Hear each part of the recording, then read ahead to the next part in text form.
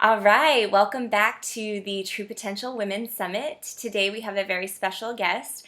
Her name is Bailey Frumen, and she teaches us how we can live life by design to be able to not only have a career that you love, but also a family life, a relationship that you love, as well as honoring your self-care along the way. So she's going to give us some really helpful, practical strategies that she herself uses, and we can all learn and apply them ourselves. So thank you so much for being on today, Bailey. Thank you, Andrea. It's great to be here. Wonderful.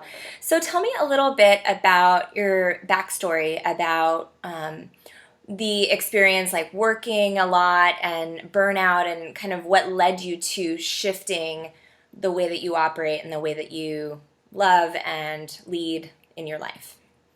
Absolutely, absolutely. So it's probably a story that wouldn't be too unfamiliar to you because you also have a mental health background. Mm-hmm. But being a psychotherapist, I had the private practice and I was working two other jobs at the same time and really working 60 to 70 hours a week and taking care of everyone but myself.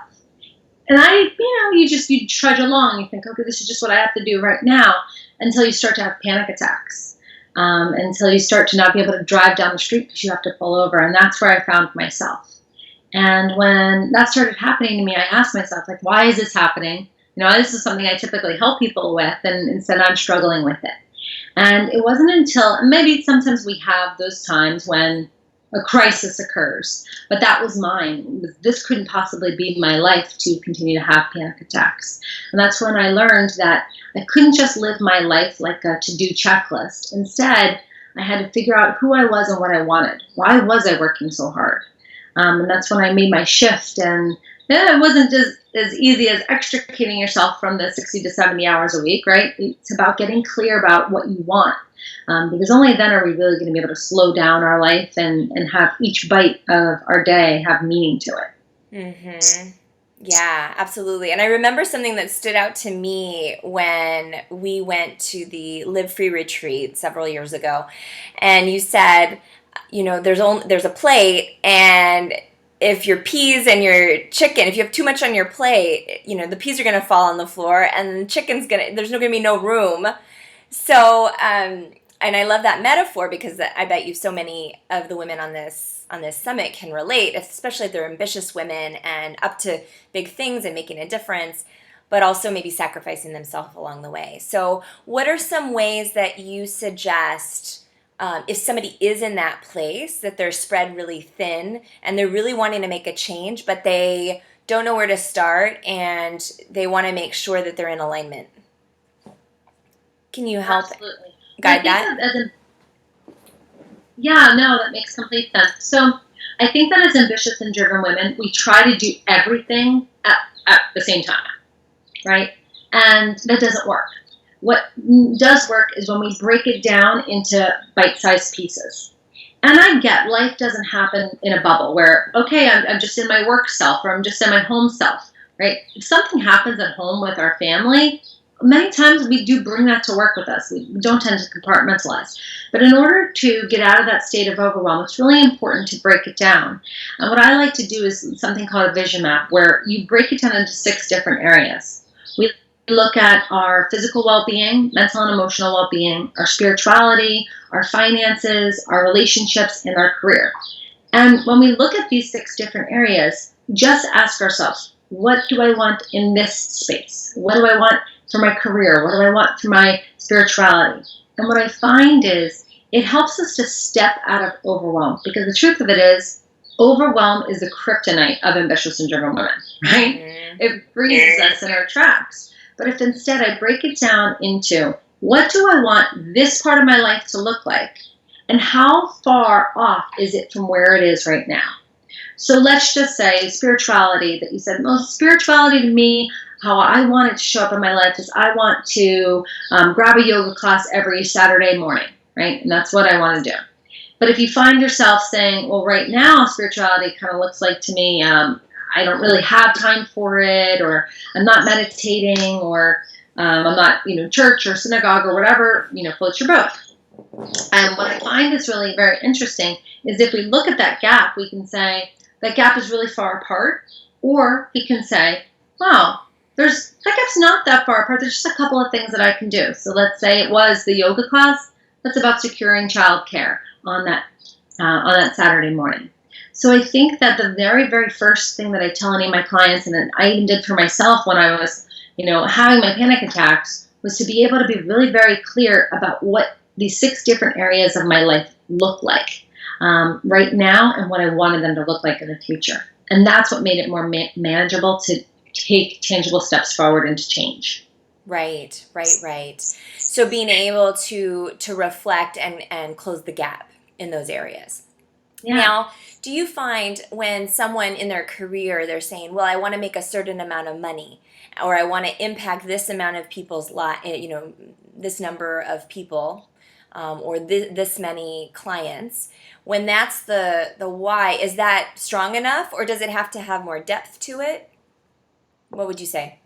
Yeah, so I think that with doing anything from our to-do checklist to even creating our annual goals, it has to be intricately connected to our why.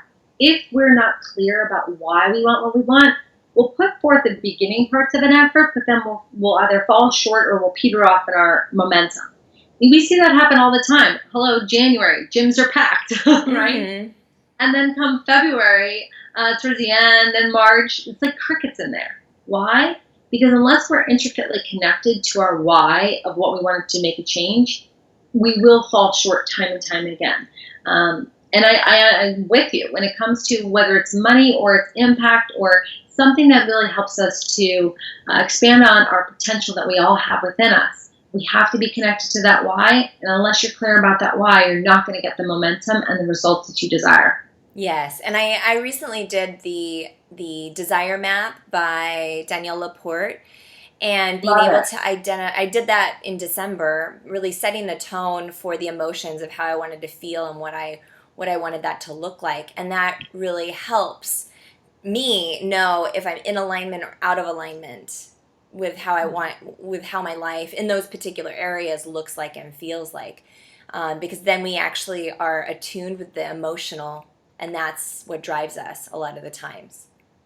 Absolutely. I couldn't agree more. I think that many times we make lists, pick up laundry, pick up milk, send a birthday card to grandma, or we'll even make resolutions, right? We're going to run the 5K, finally go to Paris, whatever. But we never make lists about how we want to feel. So I love the work from Danielle Laporte because I think that it makes it very clear that unless you know how you want to feel, it's always going to feel like you're just running towards a finish line. Mm-hmm. And once you cross that finish line, you're going to pass out and exhausted because you were just going for accomplishment rather than how it was going to make you feel along the journey. Yeah, and I think that one of the big distinctions between our ego and our spirit, of being able to know, like, what is ego-driven, where you end up having that feeling like, oh, I'm exhausted, and, it doesn't feel like, there's not the joy of it, because you didn't enjoy the journey. And then there's those times where you're driven by spirit, where even along the way in the process, it's fun, and you're in bliss. So what are some ways that you help people differentiate and discern between those two different directions that we could potentially go, so we can start becoming more mindful and conscious when we're in one camp versus the other? Well, it has everything to do with intentionality. I think that when we're very clear about how we want to feel, we make choices and decisions in alignment with those feelings.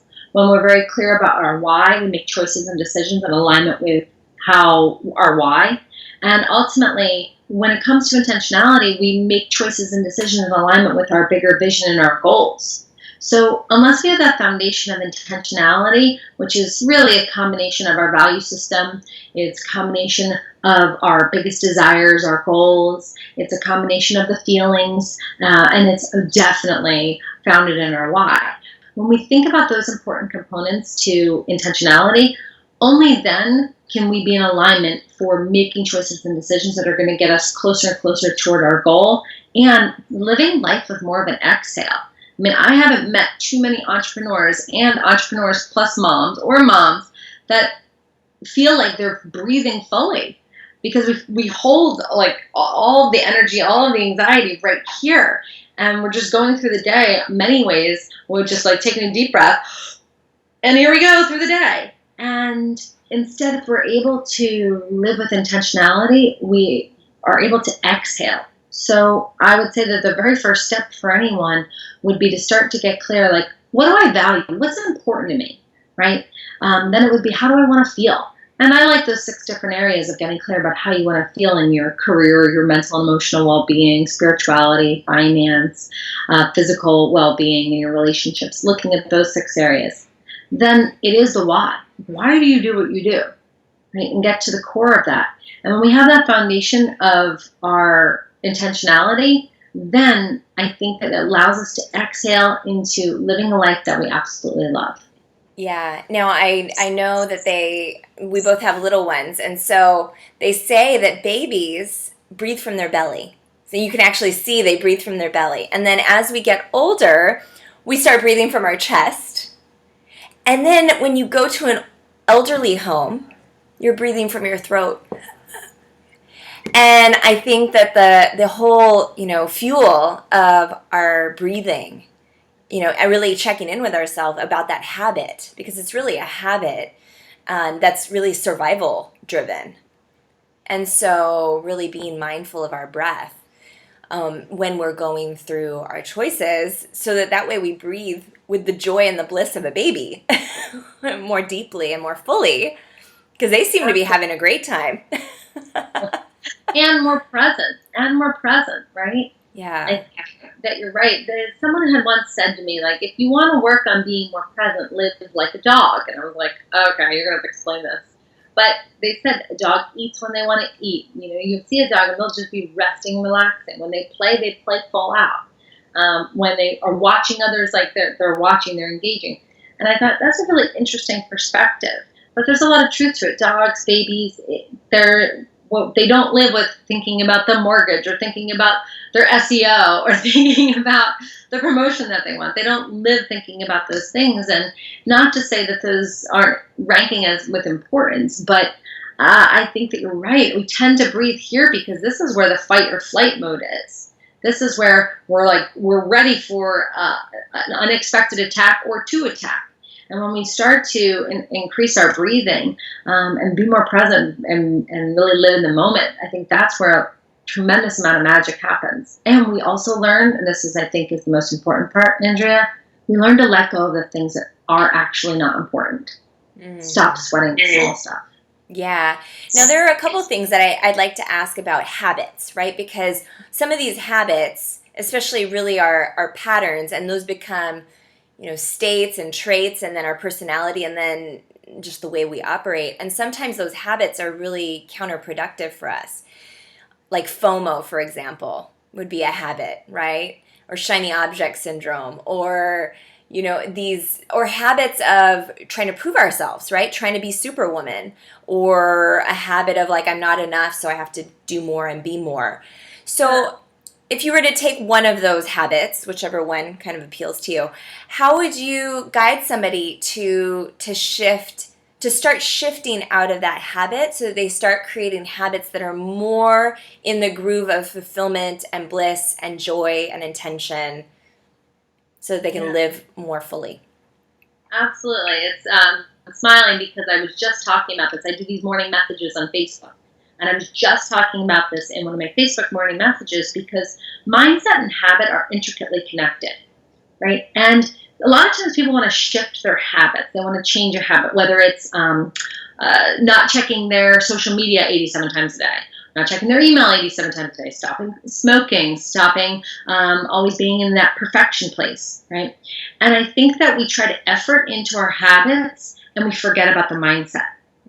Once we connect the two of them and we learn how to shift and shape our mindset, only then will our habits start to make changes. But again, just like the analogy I gave before about, the gym is packed in January, but not come March, it's because we can say, okay, I want to change this habit, but the habit won't change because the mindset isn't there. There's not that deep belief. So a great example of this is email, right? We say that we want to be unplugged on the weekend, especially if we work 9 to 5 or even own our own business. We say, okay, I want to be unplugged on the weekend. But the next thing you know, you're checking your email Saturday afternoon. You're checking your email Sunday morning.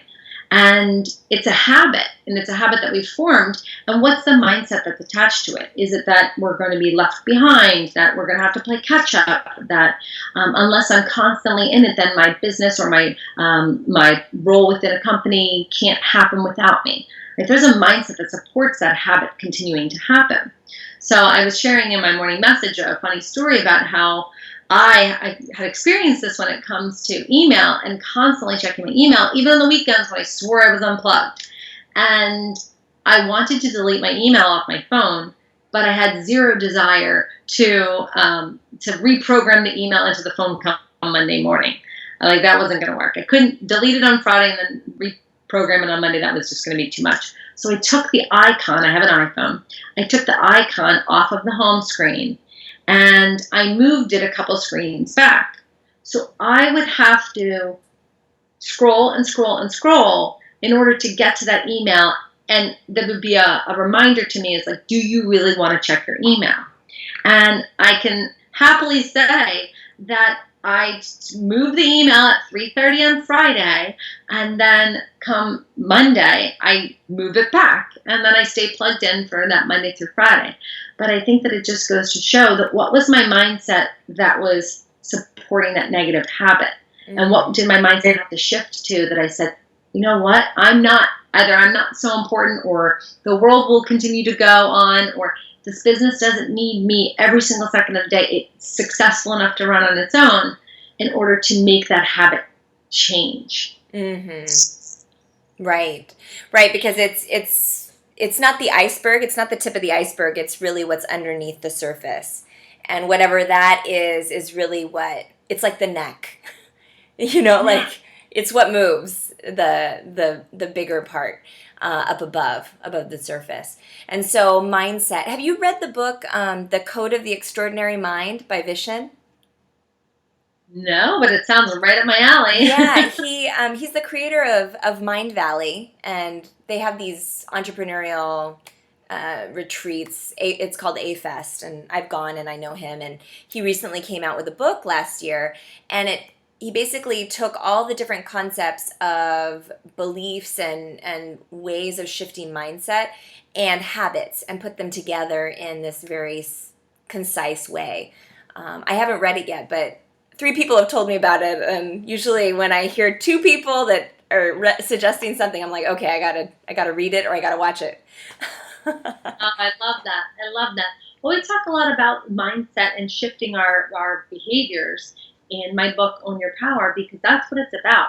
The habits, the behaviors, none of it, the actions, goals, none of it is actually going to happen unless you do the work here first. It's just not.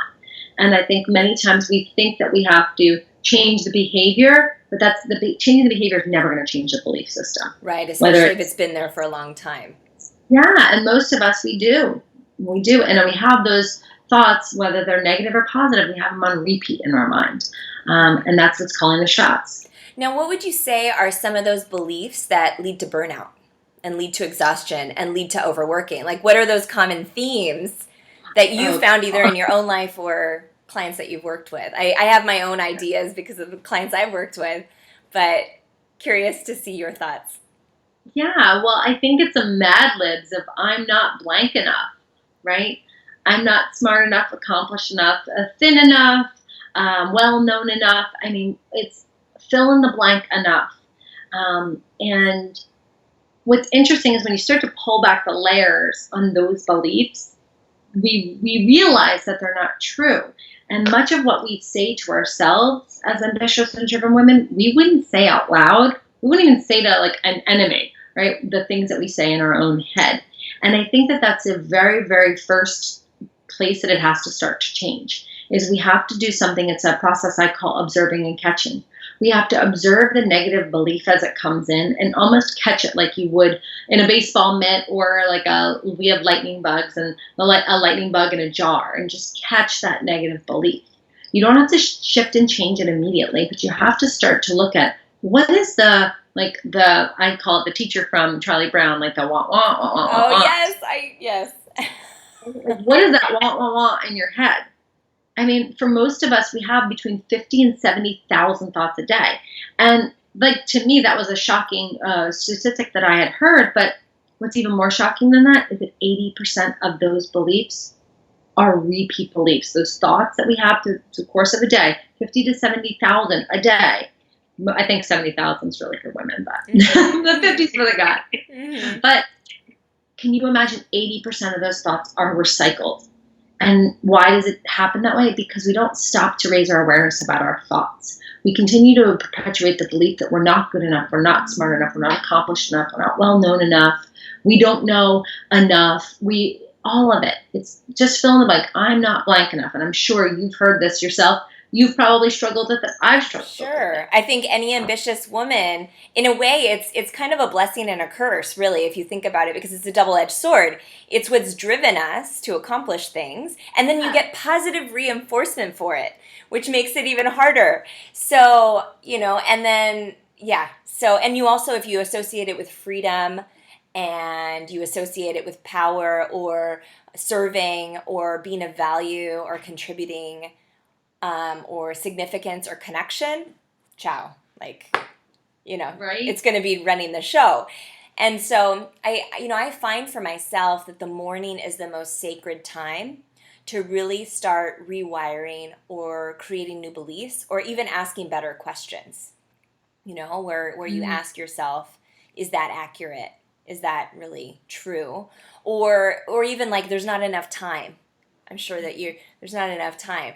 Well, how do I know that there's not enough time? I can bend time and space by my presence, by my focus. And so I think it's almost all not just catching them with our awareness, but also start rewiring and integrating new beliefs that we can substitute in the vacuum. Because if we don't have something that substitutes, we can default.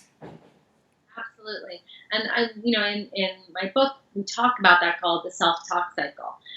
From your background and my background, there would be almost classic cognitive behavioral therapy. We have to change the cognitions in order to change the actions. So you're right. It's important to take that first step to realize those beliefs that aren't serving us, but then the next step is really being able to change those beliefs and shifting. And what are the new beliefs, new empowering beliefs that I'm going to create in order to have the actions and the results that I desire? Because you're right. Many times I don't have enough time. I don't have enough money. I can't afford that. We hear those things a lot, and it has a lot to do with the scarcity mindset. So what would it look like if you did have enough time? What would it look like if you did have enough money or resources? And I think playing with that's what's going to shift your mindset, not just saying, well, that's just how it is for me, which I think we can get ourselves in a stuck place when we believe that that's our reality. Yeah, I was recently reading a book called Leveraging the Universe, and it talks about how you basically, while you have the old belief, you just start introducing the new one, and that over time it can shift, and then being able to know that if you're feeding it on a consistent basis, that will in time become your new framework of thinking and operating. And then you'll see it. Because I think part of it, the struggle is when it's intangible and you have to continue these habits or these patterns of mindset, even if you don't see it yet. Andrew, you couldn't be more right. It's so true. And I think that in order to make the changes, it happens incrementally. Those beliefs have been there for a long time. And your mind wants evidence and proof that this is true, whatever it is about you, and the belief that you want to shift. And I think that you're right, it happens over time. But ultimately, what you focus on grows. So if you focus on, I'm not enough, I promise you, the universe is going to deliver plenty of reasons for you to believe that, right? Yeah. But the same thing, if we create a new belief system, we just focus on trying to integrate that more and more into our reality, then yes, I do think that grows as well. Yeah, and what's interesting, I found this in my own life, when you start implementing the new beliefs or the new ways of operating, even though at first you don't it's not tangible, but what you're doing is you're opening up a space for the universe to like get under you, because the universe can't support you if you're constantly saying I'm not enough or it's not enough. But if you start saying I have enough, I'm feeling it as though it's in the present, the universe starts to kind of dance with you, and then it becomes a reality. And so it's just like co-creating, allowing yourself to be supported by something that you can't necessarily see. Um, and using the right dialogue to get the support you need, as opposed to blocking it off.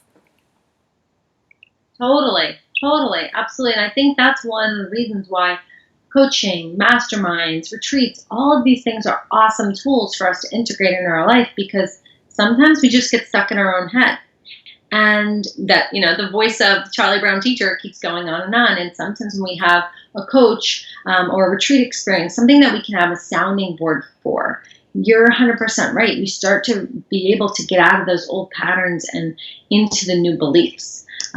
It's a crucial tool, even if it's a best girlfriend that you just talk to. It's just about getting those beliefs out of your head, because if you don't, you'll continue to believe that they're true.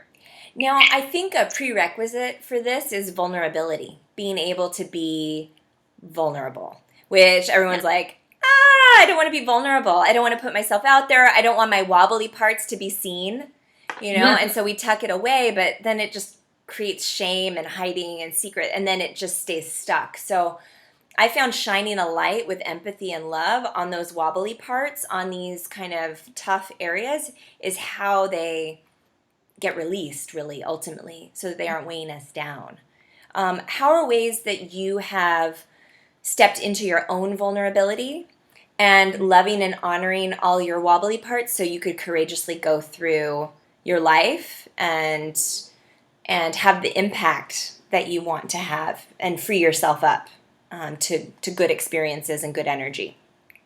Sure. I think I'm in good company in that ambitious and driven women, we tend to value perfection over pretty much anything else.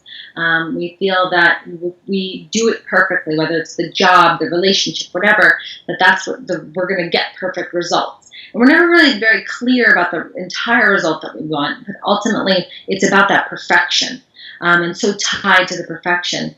And it's a huge lesson that I've had to learn, not only as an entrepreneur, but also as a mom.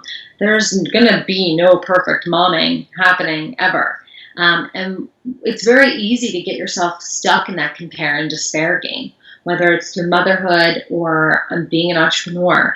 Sometimes we'll be scrolling through Facebook or Instagram, and everybody's family is happy and smiling, and everybody's making $1 million, and everything's wonderful, right? But what you don't see, right? The things you don't see are like the meltdown that the whole family had before the photo was taken. You don't see how they spend an hour coaxing Johnny to put his shirt on, right, in this picture.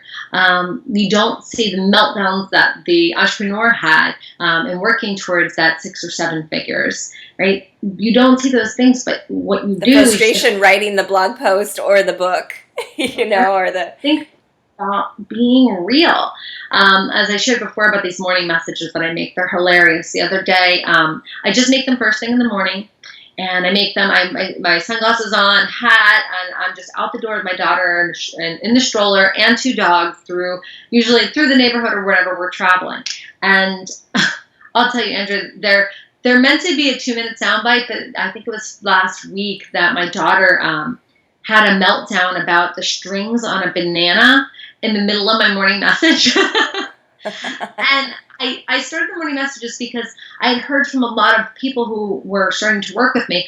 Oh my God, you've got it all figured out. Oh my God, your life just looks perfect. Can you teach me how to do that? And I was like, oh girl, it is far from perfect. It is far from perfect. And I think that I started the morning messages as a way to just share authentically, because it isn't all perfect. And we're all having this journey together.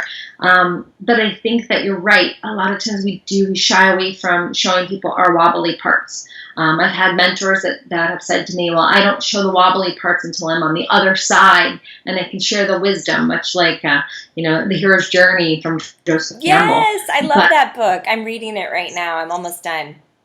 Oh, and the documentary Finding Joe is fantastic too. Oh, okay. Oh gosh, it's really good. Is It's it? really Oh yeah, definitely check that one out. And there's a lot of like athletes and actresses that are right now. Like Tony Hawk is in it, Larry Hamilton is in it, which is just fun because they talk about their story through the hero's journey. But I think that ultimately what it comes down to is the hero's journey of our life is always happening. It's happening in a cycle. And if we can share a little bit of wisdom that we've gotten along the way, whether it's through motherhood or being an entrepreneur or being a wife or being a daughter, that I think that that's the wobbly parts that are just so delicious to share because we're real and we're figuring it out. And sometimes we don't. And sometimes we're just making it up as we go along. But if you can just come from a place of authenticity and saying, like, I just trying to figure it out. I mean, I talked to some friends even this weekend. We're trying to potty train. And my daughter is really good at just peeing on the floor. And I was feeling like, oh, we're behind the eight ball. She should be potty trained and like applying for Harvard by now. And I just, I called one of my girlfriends and was like, please tell me that pee on the floor is normal. And she's like, oh, it's totally normal. Right? It's just about being yourself. And I think being yourself has a lot to do with starting to love yourself. Yeah. And I think that self-love is a critical piece, and self-trust. I would say, like, for me, like, there's always layers, and to continue to deepen those layers helps to support us and to, along the way. And I think being able to shine empathy and love on those wobbly parts is really what liberates us. And then if we can recycle whatever that message is, so it's actually purposeful, that's a great impact, because then it serves some sort of value, as opposed to just the pain of it or the challenge of it or the valley of it. So I'm curious with my last question, like, what are some ways that you, I guess, for your own life, being a mom and an entrepreneur, how would you say that you have become successful? Like, what have been the ways you have navigated your life and those areas of your life so that it's successful to you, and doing it in a way that feels really blissful and joyful? Yeah. So If that applies. yeah. So there's a couple of really great nuggets, and just to kind of give all the listeners and watchers a list. It definitely starts with self-care. Self-care is absolutely essential. If you do not take care of yourself, no one else is going to knock on your front door and say, it's really time to take a break. Right. I'm going to put a gun to your head. No. No. No one will book a massage for you. I mean, you can have the best partner in the world, and maybe they'll get you one for your birthday, but no one's going to book the monthly massage for you, right? And even Massage Envy may call you for a reminder that you have a credit, but that's right? As close as it's going to get. Right? Like, no one's even going to say, like, hey, now's a really good time to go for a walk. So it's self-care. It's support. Having a team in my business is huge. Having a team at home is huge. So that goes to my next point, delegation. I had a mentor early on who said to me, breastfeeding is something you can't delegate. Because I was breastfeeding my daughter at the time, and I said, yes, that's true. He said, you can delegate everything else. I was like, really? It's like, absolutely. And that's when my business and my life went like this, in satisfaction as well as success, because I got out of my own way, right? I absolutely got out of my own way. The next thing is communication. Communication is huge. And I think that if you can communicate effectively and clearly to your team, to your partner, even to yourself, and say, oh, okay, this is what I need. I think communication is huge, and many times when we're just trying to go through life, our business, motherhood, putting out fires, we forget to just even ask ourselves, like, hey, how you doing in there? And then clarity. Clarity, much like we were talking in the beginning of our conversation today, getting clear about your value systems, getting clear about your why, getting clear about the way that you want to feel. Those are the key elements to being able to exhale in your life being able to be successful, to decide that the success is what you decide that it is and what it looks like in both motherhood and in your business. And then the final thing I would say is time blocking. Time blocking, it's huge. And move your email to somewhere else on Fridays. Yeah, like time blocking and being able to delegate and having those boundaries, communication. I see like number 2 and number 3, the communication and the clarity. I think sometimes even communication can even be our body's messages to us. Like, for example, at least I've found for myself, whenever I start feeling like a tightness in my chest or my throat, it's letting me know it's too much, and that can be a form of communication that if we ignore and we override it, we can, spread ourselves too thin, and then you're running around like a chicken with your head cut off, and that's no fun. So sometimes listening and actually saying, like, have your no be no and your yes be not yes, and actually say, like, this life is not just this quarter. Your life, you having an impact and helping people, like, spread it out over like 20 years. It's okay. Yeah. Yeah. You don't have to write the book and do this and do that all in 3 months. It's true. It's true. I love that. Yeah. Very cool. So I know that you have a free gift for our listeners. What is that? And we'll include the link, but do you have that link or an explanation of what that is? Sure. So, as you and I were talking about, my new book came out in November, and it's called Own Your Power. And I am sharing 2 free chapters with everybody. You can check that out at ownyourpowerbook.com. Awesome. Very cool. Very nice. Wonderful. Well, any last takeaways that you would like people to walk away from this conversation? I would definitely say practice breathing. Get clear about what's holding yourself back before you try and take giant leaps forward. And that ultimately, if you take really good care of yourself, you're going to inspire others around you to take good care of themselves too. Yeah, that ends up being really attractive. Yeah. I mean, not just for that purpose, but it's attractive to you because you're doing things that make you feel good. For Very sure. true. Wonderful. Well, thank you so much, Bailey. It was wonderful chatting with you today. Awesome. Enjoyed talking to you, Andrea. Bye. Bye. Take care.